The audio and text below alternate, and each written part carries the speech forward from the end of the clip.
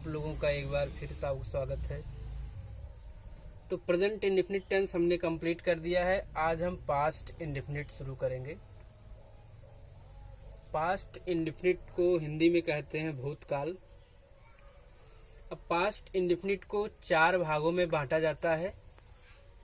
Past indefinite, past continuous, past perfect और past perfect continuous. अब present past का पहला भाग हम यहाँ पास्ट इंडेफिनिट शुरू करेंगे। आगे की वीडियो में हम इसके तीनों भाग को बारी बारी से डालेंगे।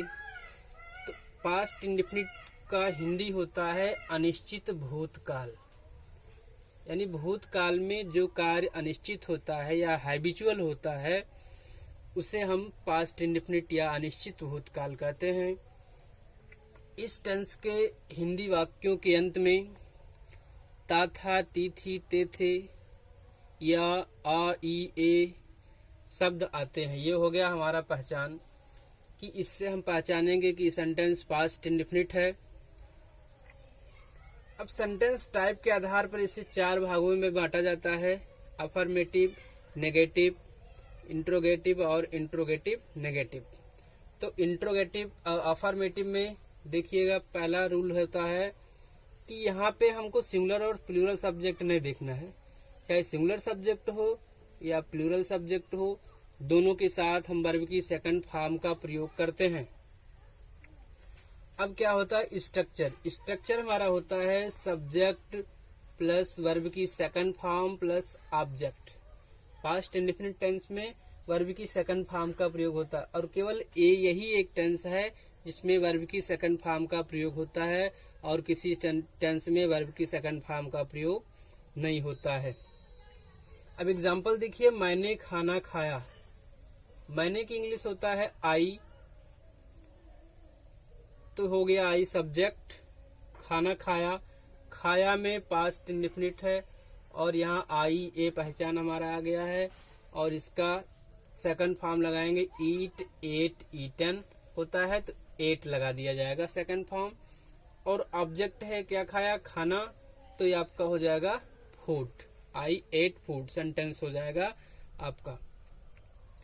अब दूसरा एग्जांपल देखिए, राम स्कूल जाता था। हाँ, यहाँ पे हैबिट भी हो सकता है कि जाता था। तो राम हो गया आपका सब्जेक्ट। कौन जाता था, राम जाता था। कहाँ जाता था, स्कूल, ये हो जाएगा ऑब्जेक्ट। और जाता था वर्ब है तो ता था, ती थी, ते थे पहचान लगा हुआ है। इसका गो, वेंट, गान वर्ब होता है तो गो का सेकंड फॉर्म हम वेंट लगा देंगे। और ऑब्जेक्ट लिखेंगे स्कूल। अब स्कूल के पहले टू लगाया जाएगा। क्यों? क्योंकि किसी स्थान पर जाने के लिए, जुड़ने के लिए हम टू का प्रयोग करते हैं और स्थान से अलग होने के लिए हम क्या करते हैं, फ्रॉम का प्रयोग करते हैं। किसी स्थान से हम अलग हो रहे हैं, आ रहे हैं तो फ्रॉम का प्रयोग करते हैं। ये बात समझ में आ गया। अब देखिए अफर्मेटिव के बाद आता है नेगेटिव सेंटेंसेस। नेगेटिव सेंटेंसेस में क्या है कि हेल्पिंग वर्ब डिड के साथ हम नॉट का प्रयोग करते हैं और जब हम डिड लगा देंगे तो वर्ब की फर्स्ट फॉर्म का प्रयोग करेंगे, वर्ब की सेकंड फॉर्म का प्रयोग नहीं करते हैं। अब देखिए स्ट्रक्चर कैसे पार्ट ऑफ स्पीच को हम व्यवस्थित करेंगे। पहले तो हमारा सब्जेक्ट आएगा, इसके बाद डिड हेल्पिंग वर्ब हो गया जो कि पास्ट इंडेफिनिट का हेल्पिंग वर्ब है। इसके बाद नॉट लगेगा, वर्ब की फर्स्ट फॉर्म, और फिर ऑब्जेक्ट लगेगा। आइए एग्जांपल देखते हैं। मैंने खाना नहीं खाया। अब मैंने का इंग्लिश हो गया आई।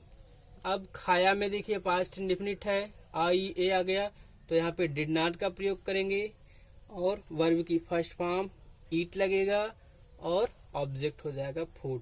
मैंने खाना नहीं खाया, I did not eat food.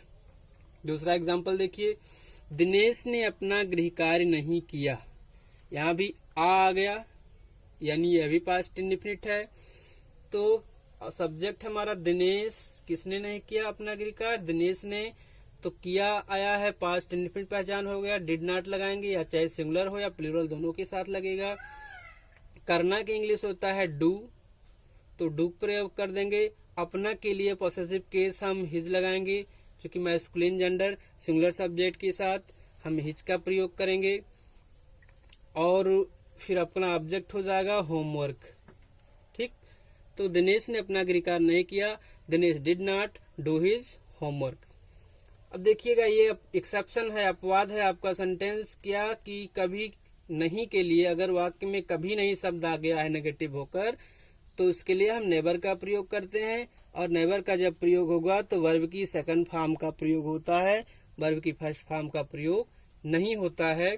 For example उदाहरण देखिए, राम दिल्ली कभी नहीं गया, तो कभी नहीं के लिए नेवर लग जाएगा, राम सब्जेक्ट हो गया, इसके बाद नेवर, राम नेवर, और वर्ब की सेकंड फॉर्म लगेगा वेंट टू दिल्ली, सॉरी यहाँ स्कूल लिख दिया गया है, Ram never went to Delhi,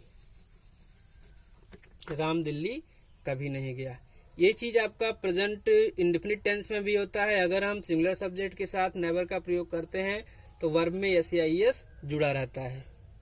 indefinite tense में आगे का पार्ट है इंट्रोगेटिव सेंटेंसेस। जी हाँ, इंट्रोगेटिव सेंटेंस दो प्रकार का होता है, एक फर्स्ट टाइप जिसे हम यस नो टाइप सेंटेंस भी कहते हैं, और दूसरा होता है सेकंड टाइप जिसे हम WH टाइप सेंटेंस कहते हैं। यस नो टाइप सेंटेंस की पहचान है कि ऐसे वाक्यों में क्या शब्द वाक्य के प्रारंभ में आता है, हिंदी वाक्य में क्या शब्द पहले आता है। तो जब हम इसका इंग्लिश ट्रांसलेट करते हैं तो हम इस टेंस से संबंधित हेल्पिंग वर्ब डिड का प्रयोग सब्जेक्ट से पहले लिखते हैं। क्या शब्द की अंग्रेजी से हो जाती है, हमको व्हाट का प्रयोग नहीं करना है, और वर्ब की फर्स्ट फॉर्म का प्रयोग करते हैं, अंत में क्वेश्चन मार्क लगाते हैं। आइए देखते हैं स्ट्रक्चर क्या होता है। स्ट्रक्चर होता है डिड, डिड के साथ क्या आएगा सब्जेक्ट, सब्जेक्ट के बाद वर्ब की फर्स्ट फॉर्म, और ऑब्जेक्ट के बाद क्वेश्चन मार्क लगाना अनिवार्य है। फॉर एग्जाम्पल उदाहरण के लिए, क्या राम ने पत्र लिखा, तो अब क्या शब्द आ गया, तो क्या की इंग्लिश न लिख करके पहचान टेंस का करिए लिखा, इसमें IEA आ गया है पास्ट इंडेफिनिट। अब इसका हेल्पिंग वर्ब होता है डिड, डिड का प्रयोग सिंगुलर और प्लूरल दोनों के साथ होता है, तो डिड का प्रयोग कीजिए। इसके बाद सब्जेक्ट, सब्जेक्ट क्या है राम, तो डिड राम हो गया। पत्र लिखा, तो लिखना की इंग्लिश डिड के प्रयोग के साथ फर्स्ट फॉर्म लगेगा, राइट, ऑब्जेक्ट होगा पत्र, ए लेटर, क्वेश्चन मार्क लग जाएगा। ये बात समझ में आ गया। अब देखिए सेकंड टाइप इंट्रोगेटिव। तो सेकंड टाइप इंट्रोगेटिव में क्या होता है कि प्रश्नवाचक शब्द वाक्य के बीच में आता है, और इंग्लिश ट्रांसलेट करते समय हम इनकी अंग्रेजी सबसे पहले लिखते हैं, जो भी क्वेश्चन वर्ड है, who, what, where, why, when आदि। अब स्ट्रक्चर देखिए क्या होता है। स्ट्रक्चर है हमारा क्वेश्चन वर्ड, क्वेश्चन वर्ड के बाद हमको हेल्पिंग वर्ब डिड लिखना है, फिर सब्जेक्ट, फिर वर्ब की फर्स्ट फॉर्म, ऑब्जेक्ट और क्वेश्चन मार्क लगाना है। ये हमारा पार्ट ऑफ स्पीच हो गया। अब देखिए वह दिल्ली में कहाँ रहता है। एग्जाम्पल देखिए, वह दिल्ली में कहाँ रहता है, तो कहाँ हो गया हमारा प्रश्नवाचक शब्द, इसकी इंग्लिश सबसे पहले लिखना है व्हेयर। रहता था, ता था, ती थी, ते थे, पास्ट इंडेफिनिट आ गया, तो हेल्पिंग वर्ब व्हेयर के बाद डिड का प्रयोग हो जाएगा। सब्जेक्ट है कौन रहता था, वह, तो सब्जेक्ट डिड के बाद ही आ जाएगा, और रहना की इंग्लिश होता है लिव, लिव्ड, लिव्ड, तो फर्स्ट फॉर्म लगेगा लिव। कहाँ रहता था, दिल्ली में, तो इन दिल्ली हो जाएगा, और क्वेश्चन मार्क लगा देते हैं।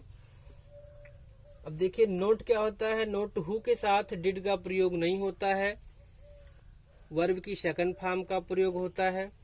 तो जैसे तुम्हें अंग्रेजी कौन पढ़ाता था, हु टाट यू इंग्लिश, तुम्हें अंग्रेजी कौन पढ़ाता था।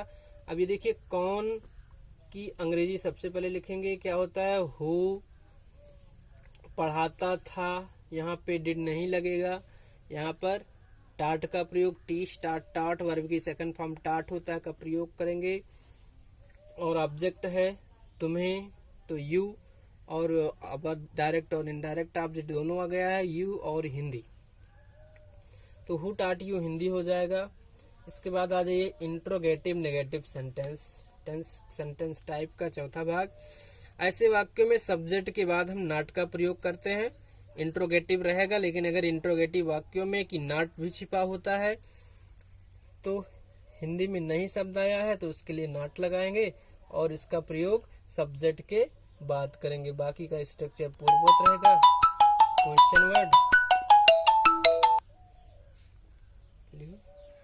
Question word plus helping verb did, subject not, verb की फर्स्ट फॉर्म, ऑब्जेक्ट और लास्ट में क्वेश्चन मार्क लगाना है। उसने तुम्हें क्यों नहीं बुलाया। अब क्यों की इंग्लिश सबसे पहले लिखिएगा। व्हाई, बुलाया, आई ए आ गया, डिड लगा देंगे। किसने बुलाया, उसने, ही सब्जेक्ट है और तुम्हें ये आपका ऑब्जेक्ट हो जाएगा। ये नहीं के लिए हम नॉट का प्रयोग करेंगे। बुलाना की इंग्लिश कॉल, कॉल्ड, कॉल्ड चलेगा फॉर्म, तो वर्ब की फर्स्ट फॉर्म लगाना है कॉल और ऑब्जेक्ट में यू आ जाएगा। अंत में क्वेश्चन मार्क लगाना है। इसी पर हमारा पास्ट इंडेफिनिट टेंस समाप्त होता है। अगले वीडियो में पास्ट कंटिन्यूअस टेंस होगा, इसको देखना मत भूलिएगा।